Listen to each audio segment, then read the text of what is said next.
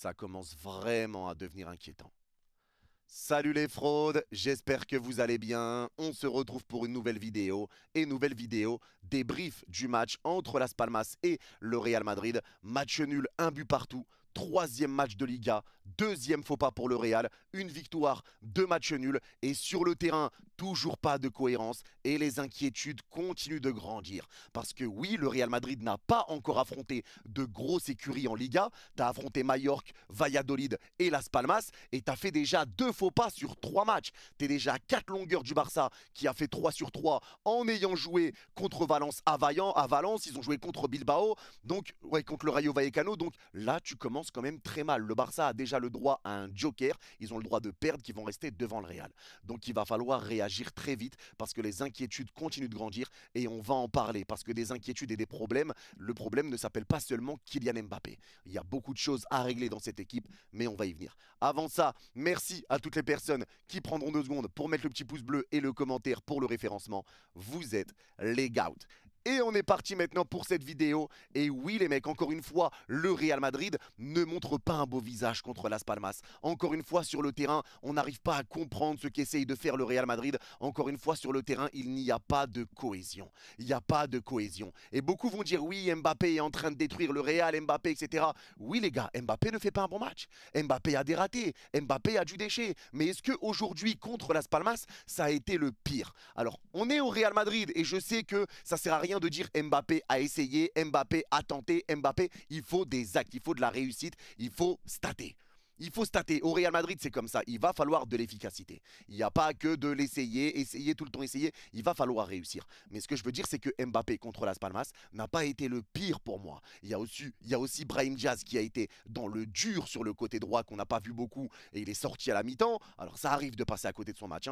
Mais il y a aussi Vinicius qui a été vraiment, vraiment dans le mal. Et Vinicius a beaucoup de mal aujourd'hui et il a aussi beaucoup de mal depuis la reprise du championnat lui aussi. C'est compliqué. L'entente Mbappé-Vinicius, on commence vraiment à se poser des questions. Mais le problème n'est pas seulement là.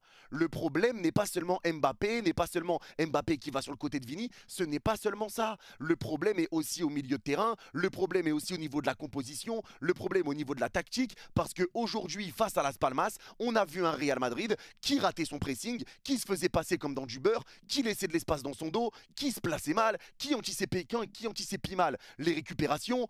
C'était pas bon. Tu laissais trop facilement Las Palmas ressortir. Tu maîtrisais pas ton match. T'étais pas serein. Et t'aurais pu même perdre le match. T'es pas loin d'un 2-0. Il y a un but refusé pour hors-jeu. Il y a un penalty qui aurait pu être sifflé pour Las Palmas qui n'est pas sifflé. Ça aurait pu être pire pour le Real. Ça aurait pu être pire. Mais le problème, c'est que le Real Madrid n'a plus la maîtrise qu'on a connue chez eux, comme c'était le cas déjà par exemple la saison dernière. La grosse maîtrise où les ballons, les longs dégagements étaient récupérés par des joueurs du Real, où c'était bien aligné, où c'était compliqué de trouver des passes dans les petits espaces. Là, il y a des trous partout.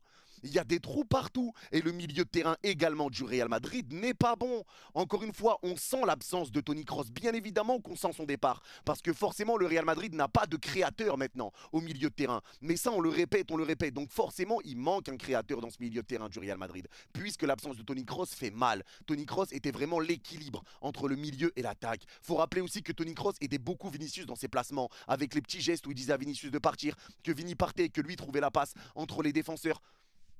Oui, forcément que l'absence de Kroos te fait mal, mais j'ai envie d'aller plus loin, parce que l'absence de Camavinga et de Bellingham te fait très mal aussi. Elle te fait très mal, et surtout l'absence de Camavinga, parce que Tchouaméni, on va y venir après, mais c'est inquiétant.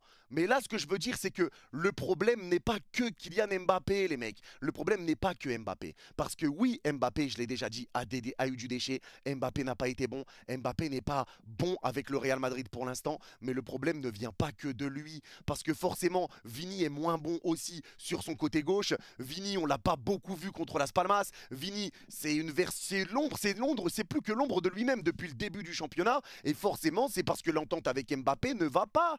Ces deux-là ne sont pas faits pour jouer ensemble, ça ne fonctionne pas tous les deux. En tout cas, pour l'instant, le duo Vinicius-Mbappé ne fonctionne pas du tout. Donc, à un moment donné, il va falloir prendre des décisions pour Carlo Ancelotti. C'est à lui de trouver les solutions. Parce que moi, dans ce match-là, quand j'ai vu Mbappé jouer un petit peu côté droit, c'est là qu'Mbappé était le plus dangereux. Donc, pourquoi ne pas mettre Mbappé à droite? Je le répète encore, mais Vinicius à gauche, Rodrigo en pointe. Parce que là, ça va te permettre d'avoir deux joueurs de talent sur les côtés, d'étirer les défenses et de ne pas laisser tous les blocs compacts savoir que Mbappé est dans l'axe, Vini est à gauche. Donc c'est tout, le problème est réglé pour défendre. Là, tu auras vraiment les deux joueurs sur les côtés. Et quand un sera pris, l'autre sera plus libre. Ça, c'est clair et net. Il faut peut-être choisir de mettre Mbappé sur le côté droit. Parce que sinon, tu vas mettre Mbappé sur le côté gauche. Mais dans ce cas-là, c'est Vini que tu mets sur le banc. Dans ce cas-là, c'est Vini. Donc, il va falloir encore une fois trouver l'équilibre. Il va falloir trouver l'équilibre parce qu'il n'y a pas de cohérence, en tout cas pour l'instant, au Real Madrid. Et c'est pas seulement que Mbappé, Vinicius. C'est toute l'équipe. On dirait que toute l'équipe ne se connaît pas. On dirait que toute l'équipe ne se connaît pas. Et si ce système-là ne fonctionne pas, il va falloir changer à un moment. Et ça, c'est inévitable. C'est inévitable. Parce que oui les gars, c'est bien, on peut tout le temps dire que Mbappé n'est pas bon, Mbappé n'est pas bon. C'est vrai, Mbappé n'est pas bon, mais ce n'est pas le seul. Ce n'est pas le seul. Mbappé n'est pas le seul problème que rencontre le Real Madrid à l'heure où on parle. Et j'insiste sur ça, Mbappé n'est pas le seul problème. Surtout qu'il joue à un poste qui n'est pas le sien. Mais Mbappé n'est pas bon. Mbappé, ce n'est pas assez ce qu'il montre. Ça, sur ça, on est d'accord. Mais il va falloir trouver l'équilibre avec Vini. Parce que Vini, j'ai l'impression qu'il se bride un peu. J'ai l'impression que Vini a besoin d'un joueur sur qui s'appuyer devant pour pouvoir être performant. Il a besoin de pouvoir s'appuyer sur Mbappé, de pouvoir s'appuyer sur un attaquant pour pouvoir combiner, d'être un peu tranquille sur son côté gauche. Là, j'ai l'impression que Vini recule. Il attend peut-être qu'Mbappé vienne sur son côté. On ne sait pas réellement ce que fait Vini. Il rate des passes qu'il ne rate pas d'habitude. Il est en train de faire des appels qui ne servent pas à grand-chose. On ne le voit plus dribbler autant. Des fois, il est beaucoup trop perso. Ça change aussi pour Vinicius parce que Vinicius perd son équilibre lui aussi. Il perd son équilibre dû à la mauvaise entente avec Mbappé. Ça, il faut le rappeler. Et ça, c'est une réalité.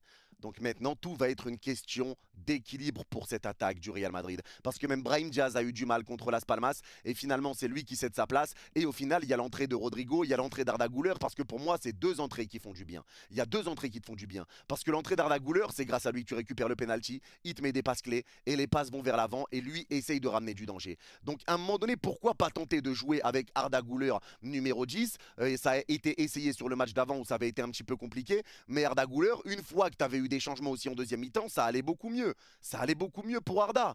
Donc moi je pense que Arda Güler numéro 10, en tout cas en l'absence de Bellingham, ça peut être essayé. Rodrigo aussi qui a fait une bonne entrée, pourquoi pas essayer de mettre Rodrigo numéro 10 avec Vinicius et Mbappé devant. Mais en tout cas il va falloir trouver des changements parce que forcer comme ça avec ce système, forcer, ça va mener le Real Madrid droit dans le mur. Ça va les emmener droit dans le mur et ça va pas te profiter parce que finalement tu perds des points, tu laisses filer des points et des points qui vont être importants dans la course à la Liga. T'en as déjà 4 de retard au bout de 3 journées. Là, il faut vraiment se réveiller. Il faut vraiment se réveiller. Et il faut que tout le monde se réveille. Et il faut que là, les joueurs arrivent à combiner ensemble. Il faut que comprendre que Mbappé on lui demande de faire des choses qui ne sont pas réellement ses qualités. Contre des blocs bas, Mbappé n'a jamais été bon. En neuf, Mbappé n'aime pas jouer neuf. Mbappé n'est pas bon dans les petits périmètres. Mbappé, dans les contrôles, etc., c'est peut-être compliqué. Dans les petits espaces, c'est compliqué. Donc forcément que pour Mbappé, ça va être compliqué. Et en plus que là, s'il n'a pas d'entente avec Vini, s'il n'a pas d'entente avec les autres joueurs du Real, mais ça va être compliqué aussi.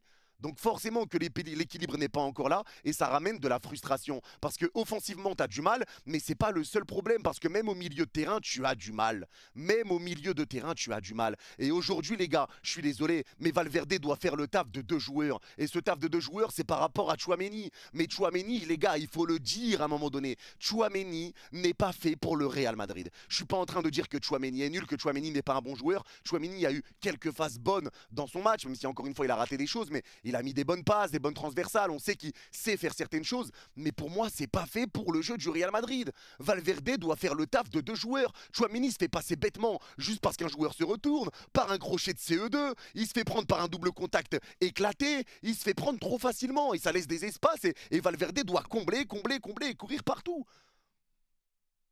Tchouaméni n'est pas fait pour cette équipe du Real Madrid. Ou en tout cas, Tchouaméni doit rejouer défenseur central au Real Madrid. Mais au milieu de terrain, ça devient inquiétant. Et ça, on le dit à chaque débrief. L'équilibre n'est pas là. Valverde doit courir pour deux. Valverde ne peut pas tout faire tout seul. Et pourtant, c'est ce qu'il essaye de faire parce que Valverde, lui, a fait un bon match. Et Modric, pareil, au milieu de terrain, je l'ai trouvé vraiment moyen. Maintenant, ça se comprend avec l'âge qui arrive, etc. Mais tu sens que Modric, ça y est, ça commence à tirer à la fin. Tu le sens. Il avait du mal sur ses passes, il a raté des passes, des choses qu'il rate pas d'habitude lui aussi. Tu sens que ça commence à devenir compliqué pour Modric. Tu le sens. Mais quand tu as la perte d'un Toni Kroos dans ton milieu de terrain, comment veux-tu qu'avec trois milieux, tu t'en sortes? Tu enlèves un milieu pour mettre un attaquant. Comment veux-tu t'en sortir? Comment tu veux t'en sortir? En ayant une paire de Toni Kroos, tu veux enlever un milieu de terrain. Mais ça c'est compliqué, ça c'est compliqué. Donc forcément que tu vas devoir trouver cet équilibre également au milieu de terrain, équilibre que tu as perdu. Et c'est pour ça que je dis que l'absence de Bellingham se ressent, c'est pour ça que je dis que l'absence de Camavinga se ressent. Parce que le Real Madrid a besoin de joueurs de ballon un petit peu partout, des joueurs qui soient bons balle au pied, des joueurs qui ont une bonne relance, des joueurs qui vont vite vers l'avant. Parce que là, je ne reconnais pas le Real Madrid. C'est un Real Madrid d'habitude qui va vite vers l'avant, qui ressort propre, qui récupère, qui joue un bloc assez bas. Entre guillemets, je dis pas qu'ils mettent le bus, mais qui joue bloc assez bas, qui arrive à récupérer, qui se projette très rapidement. C'est pas ce que tu vois là. Tu vois un Real amorphe qui ressort et qui au final va faire des gauches-droites temporisées. Et ils ont perdu toute leur phase offensive où ça allait vite devant. Ils ont perdu toute leur identité là. Ils ont perdu toute leur identité. Donc bien sûr qu'il va falloir régler le problème. Et c'est pour ça que j'insiste sur le fait que le problème ne s'appelle pas seulement Mbappé. Mbappé est un problème. Oui, Mbappé est un problème. Parce que forcément ça déboussole Vini. Parce que Vini, il est gêné sur son côté. Parce que Vini peut pas s'appuyer sur lui. Parce qu'Mbappé n'est pas un vrai neuf. Donc Vini lui aussi perd un peu, il sait pas trop quoi faire. Mais on peut pas tout remettre sur Mbappé non plus. On peut pas tout lui remettre dessus. Donc forcément que le Real va devoir trouver des solutions. Parce que c'est inquiétant aussi Ferland Mendy. Mais le milieu de terrain a été inquiétant. Mais Ferland Mendy, les gars, joué 45 minutes contre Las Palmas, s'est fait éteindre littéralement.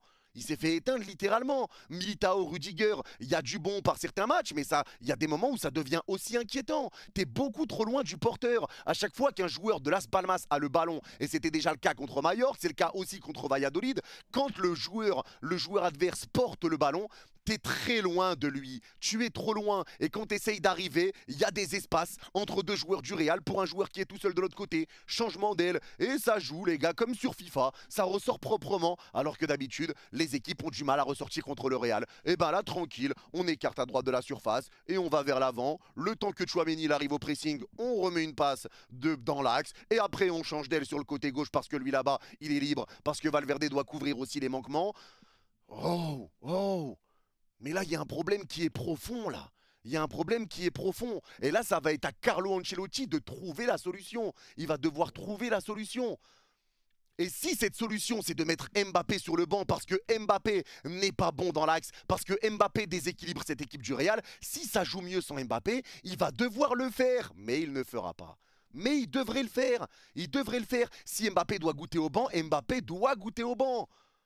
Si Vini doit goûter au banc, Vini doit goûter au banc. Parce que là, encore une fois, celui qui va payer les pots cassés de tout ça, ça va être Rodrigo alors qu'il ne le mérite pas. Rodrigo ne le mérite pas. Et ça, c'est une réalité. Ça, c'est une réalité. Il va falloir trouver des solutions, mais il va falloir aussi oser faire des changements, oser sortir des joueurs, oser essayer de secouer peut-être Mbappé en le mettant sur le banc ou autre, parce que là, vraiment, ça devient vraiment inquiétant. Mais Mbappé, là, les gars, moi, je trouve qu'il manque vraiment en lucidité. On dirait qu'il y a quelque chose là qui va pas dans sa tête. Il tente des frappes alors qu'il est bloqué par 3 joueurs, des frappes désespérées, il n'est pas dans le bon tempo. Il y a des fois, les joueurs du Real vont devant, lui, il est derrière, et après, il pique une crise parce qu'on lui a pas fait la passe en retrait. Il n'est pas dans la surface quand ça avance. Les gars, on peut pas non plus défendre Mbappé tout le temps et dire que Mbappé, tout est beau, tout est rose. Parce que c'est pas le cas. Mbappé a beaucoup de manquements. Il fait pas d'efforts défensifs, il reste devant, ça bouge pas. Alors peut-être que c'est une strat, mais ça m'étonnerait. Mais Mbappé n'aide pas non plus. Mbappé n'aide pas non plus. Alors oui, ce n'est pas le seul à être mauvais, mais Mbappé n'aide pas non plus devant. Et c'est pas aidé par son placement. Et c'est pour ça que je dis qu'Mbappé va peut-être devoir jouer côté droit. Il faut l'essayer, Mbappé à droite, Rodrigo devant, Vinicius à gauche. Sinon, va peut-être valoir même essayer. Pourquoi pas voir ce que ça donne sur un match, hein. Dites-moi en commentaire, les gars, d'ailleurs. Est-ce que vous le tenterez ou pas? Mettre Vini sur le banc pour mettre Mbappé à gauche et voir ce que ça donne sans Vini aussi. Et là, je suis pas en train de dire que Vini doit sauter, hein, mais en train de dire juste que j'aimerais bien voir sans Vini ce que ça donnerait avec Mbappé à gauche. J'aimerais juste voir sur un match, voir ce que ça peut donner. Maintenant, je ne sais pas si on le verra, mais pour moi, encore une fois, la chose la plus simple serait de mettre Mbappé à droite. Pour moi, ce serait la chose la plus simple. Parce que contre Las Palmas, on l'a vu que quand il était sur le côté droit, c'est là où il ramenait des occasions un petit peu plus dangereuses. C'est là que c'était un petit peu plus dangereux. Donc maintenant, va falloir régler ce problème. Va falloir régler ce problème au milieu de terrain. Va falloir régler ce problème collectif parce que tu as l'impression que les joueurs ne se connaissent pas. Tu as l'impression que les joueurs ne savent pas où se placer. Tu as l'impression que ces joueurs-là n'ont jamais joué ensemble. Et ça englobe toute l'équipe. Et on peut pas dire, les gars, c'est là où je dis qu'il faut rester mesuré. Parce que Mbappé, c'est son 3e match en Liga. Changement de pays, changement de club, changement de ville. Et voilà, il arrive dans un nouveau club, nouveau collectif, tout ça. Donc forcément, lui aussi doit s'adapter. Il va devoir avoir un temps d'adaptation pour s'adapter à ce système. Le problème, c'est que le Real n'a pas le temps parce que tu as déjà 4 points de retard sur le Barça. Donc maintenant, quelle est la solution? Et là, c'est une épine pour Carlo Ancelotti. Ça va être une épine pour lui. Parce que lui-même me le dit que là, ça va être compliqué, mais que lui doit trouver la solution et qu'il va devoir la trouver, qu'il y a des choses qui vont pas, qu'il y a trop de manquements, que collectivement, il y a des problèmes, forcément. Mais là, le problème est profond. Et c'est là où je veux aller et c'est là où je veux insister. C'est que le problème ne s'appelle pas seulement Kylian Mbappé. Ça, il faut se le mettre dans la tête. Il faut se le mettre dans la tête. Parce que oui les gars, même si moi je suis le premier à dire que oui, Vini est gêné par Mbappé, que Vini sait pas trop quoi faire à cause du positionnement d'Mbappé, et je le répète que Vini a besoin de s'appuyer sur un joueur devant, que Vini a besoin d'être libre sur son couloir, qu'il a besoin d'être là. Je pense que la présence d'Mbappé dans l'axe, moi, le gêne plus qu'autre chose. Je pense qu'elle le gêne vraiment plus qu'autre chose. Parce que sur chaque action, tu vas voir Mbappé, une action, Vini, une action, mais jamais tu vas voir une action Mbappé, Vini, Mbappé, Vini, Mbappé, Vini. Non! C'est chacun son action et chacun veut y aller tout seul. Et t'as l'impression qu'il y a déjà de la frustration. Parce que quand il y a des situations, il y a Mbappé qui peut être bien placé et Vini va frapper. Il y a Vini qui peut être bien placé et Mbappé va frapper. Et tu sens qu'il commence déjà peut-être à y avoir de la frustration.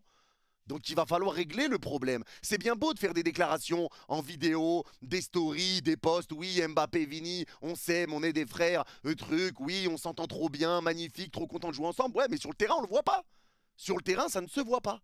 Sur le terrain, ça ne se voit pas. Donc Carlo Ancelotti va devoir vite tirer la sonnette d'alarme et vite trouver la solution à ce problème. Parce que là, déjà 4 points de retard, je le répète encore, et il t'a pas encore affronté de gros. Le Real va devoir se réveiller, le Real va devoir trouver des solutions, et ça va devoir jouer beaucoup plus cohérent. Parce que pour l'instant, le problème, c'est qu'il n'y a aucune cohérence.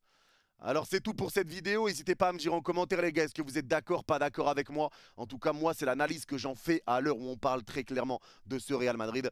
C'est tout pour moi, prenez soin de vous, ceux qui ont vu cette vidéo jusqu'à la fin, n'hésitez pas à mettre Las Palmas en commentaire et je comprendrai que vous l'avez vu jusqu'à la fin. Prenez soin de vous, vous êtes les gars. Bye bye.